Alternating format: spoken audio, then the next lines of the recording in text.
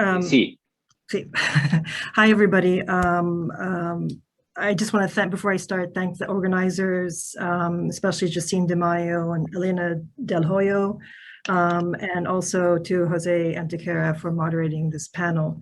As I was introduced, my name is Diana Abouali. I am the director of the Arab American National Museum in Dearborn, Michigan, which is outside Detroit.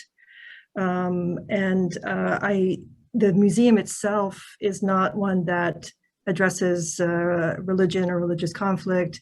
We're a museum about the history of Arab immigration to the United States. But we do sometimes deal with the issue of Palestine and Palestinian rights, which is what I was asked to speak about today, and the role of religion in that conflict. It's an important one for the Arab community in the United States because many Arab Americans are still sort of politicized. The sort of coming of age and politicization is through the Palestinian issue. So I've been asked to talk about the Israeli-Palestinian conflict in the context of this panel, Embracing Religious Diversity. This panel looks at how religion has led to violence and disharmony, and also how the religious nature of conflicts, or in the case of Israel-Palestine, the perceived religious nature of conflicts is not the primary driving factor for violence and conflict. So with regards to Palestine, I would argue that the issue is not one of religion or religious difference, but it is a purely political one that uses religion as an instrument and as a defining category. The basis for nationhood for the Zionists, who are currently the Israeli Jewish population living in Israel, to forward its political and territorial agenda. And I don't mean to be facile by saying that this is really not about religion, but about politics, but that I think the conflict here, or the violence, is not between two native inhabitants or indigenous people of varying or differing religions who have doctrinal differences, and that has resulted in conflict, but rather it is really one about nationalism, about white supremacy. It is a political issue over the control of land and resources. It is basically a conflict between an occupier and an occupied. The occupier being Europeans, white Europeans who came to Palestine beginning in 1882 in the late 19th century, European Jews from Central and Eastern Europe, and those who are occupied, which are the Palestinians, the native inhabitants of the land, be they Muslim or Christian. So when I say it's a sort of political issue around the control of the land and its resources, control of the land involves dispossession of the land, dispossessing Palestinians of the land, removal, ethnic cleansing of them. So this is basically, it's an example of settler colonialism and apartheid, I would argue. So just to give you a very brief and very telegraphic history, just so we're all on the same page, Palestine, historic Palestine, was for at the time of Jewish immigration in late 1800s, was ruled by the Ottoman state. Jewish immigration began in 1882. There was something called the Balfour Declaration, issued in 1917 by Lord Balfour, who was the British Foreign Secretary, promising that Palestine would be a homeland for the Jewish people. Britain seized control of Palestine after World War I, established a mandate there in 1922. In 1948, the State of Israel was created. As a result, arguably 700 to 750,000 Palestinians were displaced from their homelands. At that time, the Palestinian population, Arab, Muslims, Christians, were about 1 million. 70 to 80% of them were villagers, so they were farmers tilling the land.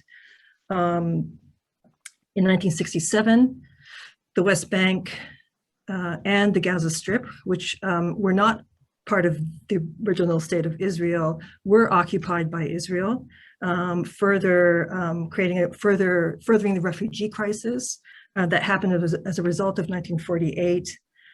We had a popular uprising in the late 80s and 90s that eventually led to the Oslo Accords in 1993 that supposedly was to pave the way towards a peaceful solution, creation of two states.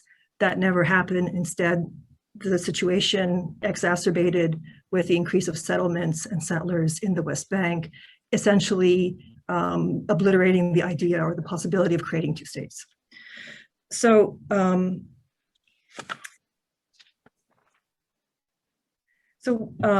I said this is an example of settler colonialism. This isn't so much a religious conflict. Israel is a settler Zionist settler colonial state that practices policies of apartheid against the Palestinians, both citizens of Israel. So there are Palestinians living inside Israel, and they are citizens of the state. So these policies are practiced against them, and as well as Palestinians living in the occupied Palestinian territory, which comprises the West Bank, Gaza Strip, and East Jerusalem. So by settler colonialism, this is a settler colonial state, I mean that there is an ongoing structure of power that systematically erases indigenous peoples, or in this case, the native Palestinian inhabitants, and their culture, society, and history from the land, whether through genocide, assimilation, and other means, and replaces them with settlers from around the world. It's a perpetual system of indigenous erasure rather than a historical event. It's a structure. It's not an episode in history. By apartheid, I mean that there's a severe system of institutional discrimination and systemic oppression. So I want to also quote from a Human Rights Watch report that came out in 2021 that equates the policies by the Israeli state towards Palestinians as one of apartheid, and gives you a sense of how, Diana, te recomendaría hablar un poquito más lento para we need you to speak a little bit slowly because you're going way too fast for interpretation. I'm sorry. I'm sorry. I'm a little nervous. I'm sorry.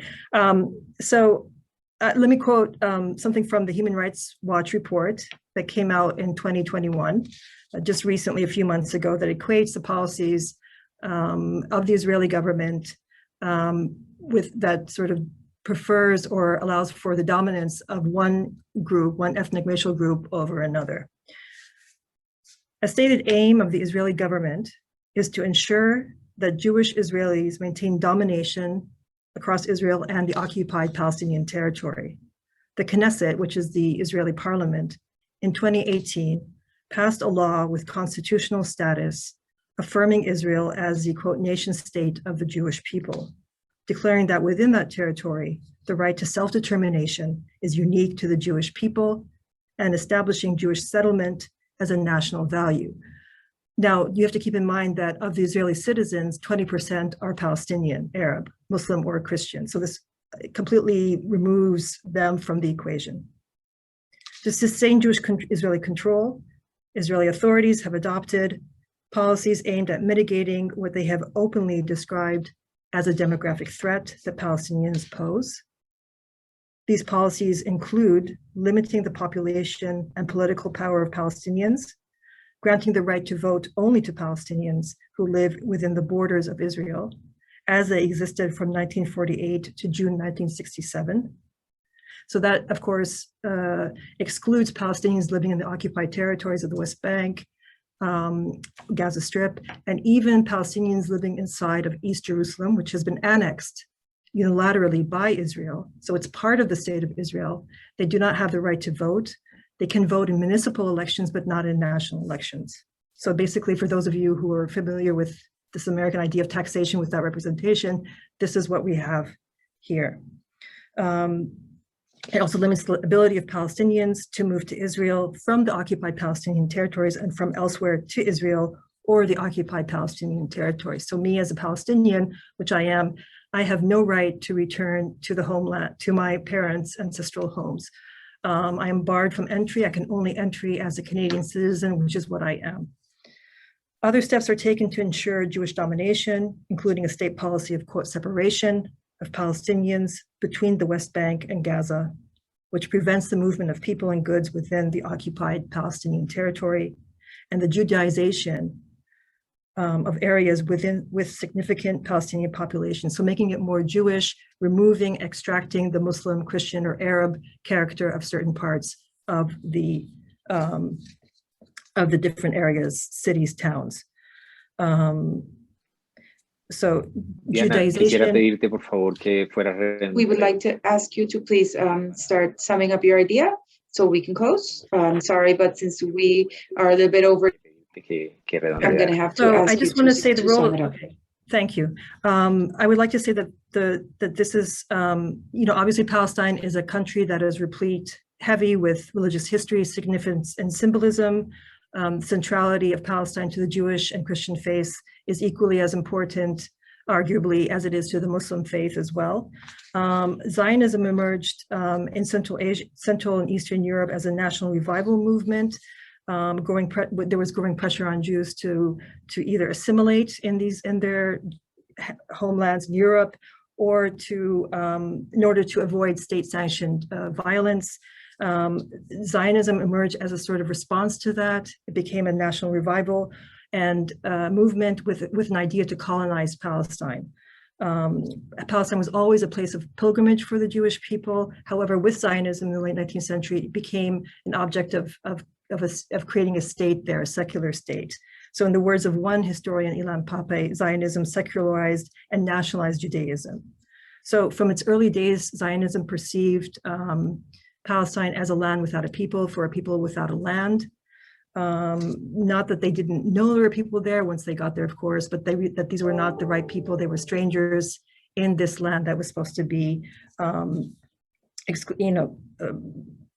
specifically, particularly for Jews returning.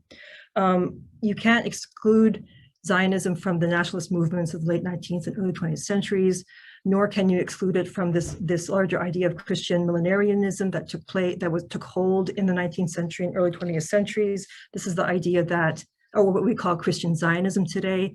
A lot of important or significant, powerful European politicians of the early 20th century espoused this idea that, if a state, the Jews were returned to Palestine, the second coming would come. So this sort of fulfillment of this divine plan. British Prime Minister David Lloyd George, Lord Balfour, the Foreign Secretary of Britain, who wrote the Balfour Declaration, espoused these ideas. So the idea that religion is sort of entrenched in the kind of political aspirations, not just of Zionist Jews coming to Palestine to occupy the land, but also those European countries that were backing it. I wanted to talk a little bit about Islam and sort of the role of Islam in this discourse. Obviously, the rise of political Islam after the Iranian Revolution, the rise of Hamas in the 80s, which was supported very much by Israel as a counterpart to particular political movements such as the PLO, led to sort of the intensification of religious conflict. However, I firmly believe that that this is really not a religious conflict, not a conflict between religions, between Jews and Muslims or Christians. This is really a political one. The way to mitigate it is, of course, the creation, ending the occupation, creation of a truly secular state where Palestinians have equal rights to Israeli Jews, right of return to all Palestinian refugees, and of course resetting the balance of the scales of justice. I apologize for going so quickly, but please forgive me. Thank you. Gracias. Thank you. Thank you so much, Diana.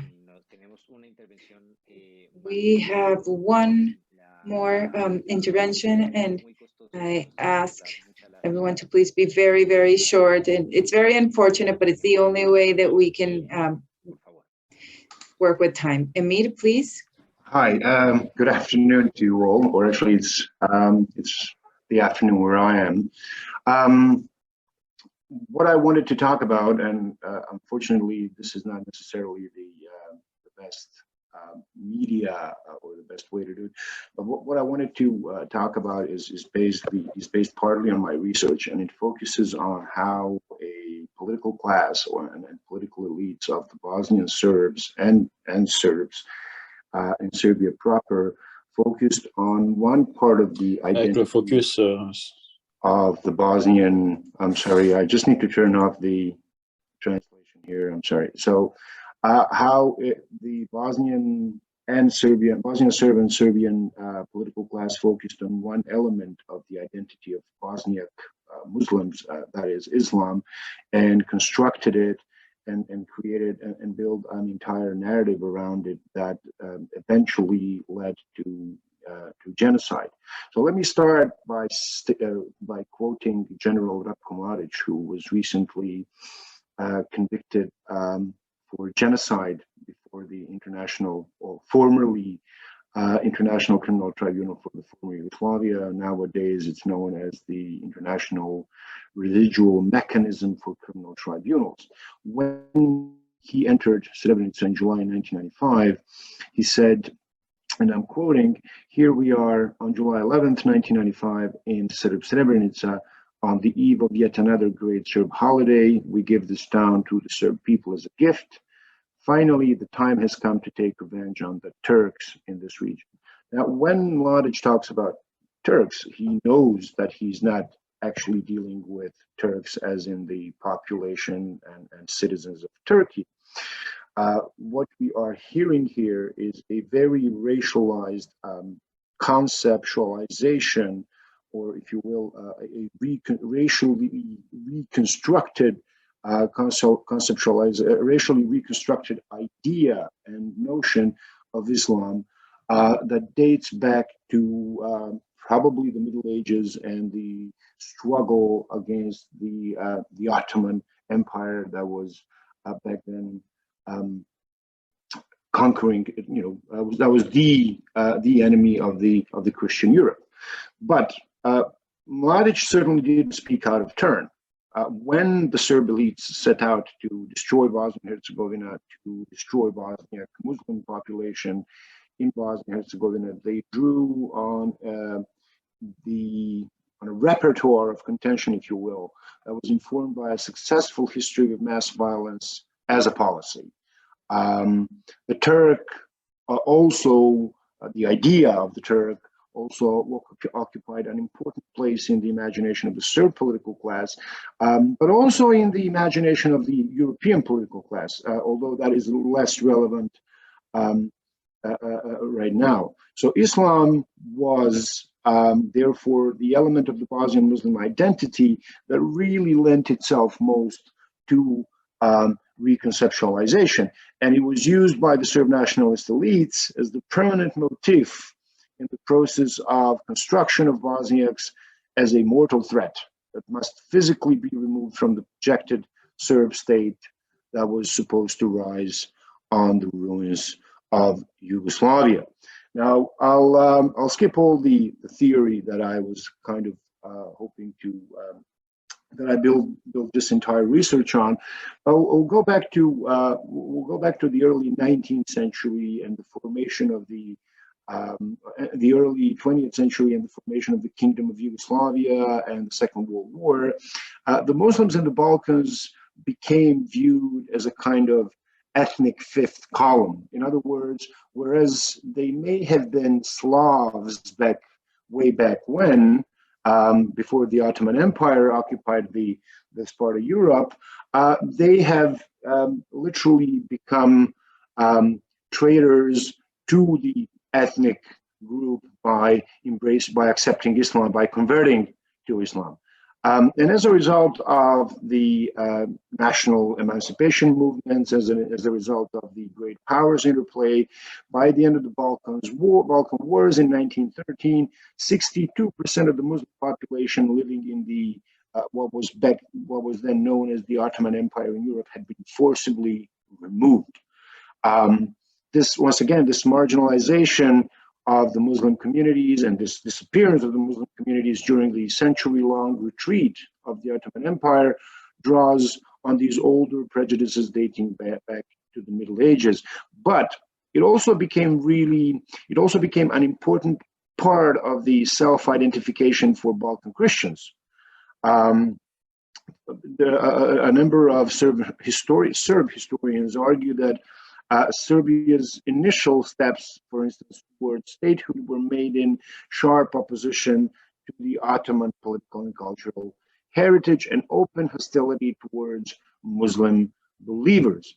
Now, back in the early 1990s, my research focuses on one institution within this panoply of institutions that was established by the Serbian nationalist movement in the 90s, and it's the Bosnian Serb Assembly, and how it reconceptualized Bosniak Muslim population in Bosnia, and literally, once again, portrayed them to their neighbors as a mortal threat, whose very existence is a threat to the Serb existence as such. Now, however, when the when the crisis of Yugoslavia started, and we're talking about early 80s, in Kosovo, immediately after the death of the Yugoslav dictator Josip Broz Tito, it is interesting that the Serbian and Yugoslav authorities, because of the predominant religious affiliation of Kosovo Albanians, immediately reached out for this for this kind of entire system of imagery, if you will, and began bandying about terms such as mujahideen, Islamic fundamentalism, and the entire so-called Orientalist department at the University of Belgrade began working overtime, producing evidence, literally producing evidence of Islamic fundamentalism, of jihad at every turn. And one of them is actually still alive today. Actually, the both most prominent of these university professors are still alive today, but one of them is his name is Miroljub Jeftić. And I would really like you to remember that, and because I'm going to quote what he said back in the late 80s about Muslims in Yugoslavia, and I'm quoting here again: "Those who accepted Islam accepted the conquerors de facto as their brothers and the crimes of the latter as their own. That means that their own hands are also covered with the blood of their own ancestors, the former Bosnian non-Muslim population." So we see members of the academia working here to stigmatize, to scapegoat, and to reconstruct what it meant to be a Muslim up to that point in former Yugoslavia, naturally, of course, in Bosnia and Herzegovina as well. One of the favorite tropes of the Serbian press at the time became the notion of the so-called green transversal, which is a conspiracy theory of a Muslim state from Indonesia to Bosnia and Herzegovina. Now, this all was happening within this larger, in the backdrop of this idea of Serbs acting as the bulwark of Christianity, acting on behalf of a civilization, and in fact being the most righteous part of this European Christian civilization on which it was supposed to be, on whose part it was supposed to be acting. Now,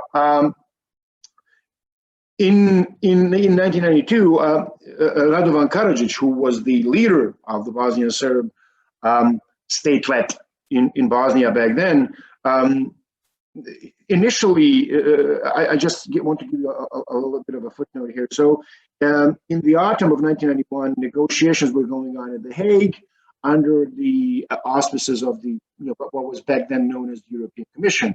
And the then Montenegrin leadership was thinking of siding with Bosnia, Croatia, Slovenia, and Macedonia in terms of how to proceed with the dissolution of Yugoslavia. So Radovan Karadzic penned a letter which was adopted by the Bosnian Serb Assembly, and here's what it says, and I'm going to quote, and I'm quoting, "The objective of the Catholic and the Islamic International is to drive the Orthodox Slavs from the Mediterranean and then on blah, blah, blah, blah. But you see how much religion actually played, how much of a part it played in how the Serb nationalist project actually presented itself to its own audience, to ordinary Serbs, as well as the rest of the world. We see that happening. We see very similar statements. Yes. I'm sorry. Si me permites, Sorry, if I may, we are almost out of time. Yes, you so want me if you to- could maybe okay. round out the idea. All right. I'll be. No has terminado, te quedan unos 3-4 minutos, no hay problema, pero por But you favor. still have Cool. 3-4 minutes. No All worries. right, cool. Okay, so what I wanted to, I mean, the whole idea of what I wanted to say was that religion is how can I say, a very dangerous instrument, especially in the hands of a cynical political class that is literally hell-bent on destruction, and in this particular case, destruction of another group. Now, if you took a look at the history of Bosnia and in the history of former Yugoslavia and the history of the Balkans, you would find that the periods of peace, periods of there is a tradition of different religions or members of different religions living with one another, doing business with one another. There's a history of modus vivendi that far outweighs any and outlasts any periods of conflict. But when we're dealing with, when you have, once again, a weak state, when you have a cynical political class, and obvious cultural and religious differences to exploit, genocide is something that becomes, well, the prospect of genocide, let's just say that the prospect of genocide raises on the horizon as well. So I'll stop here, and hopefully there'll be questions to discuss.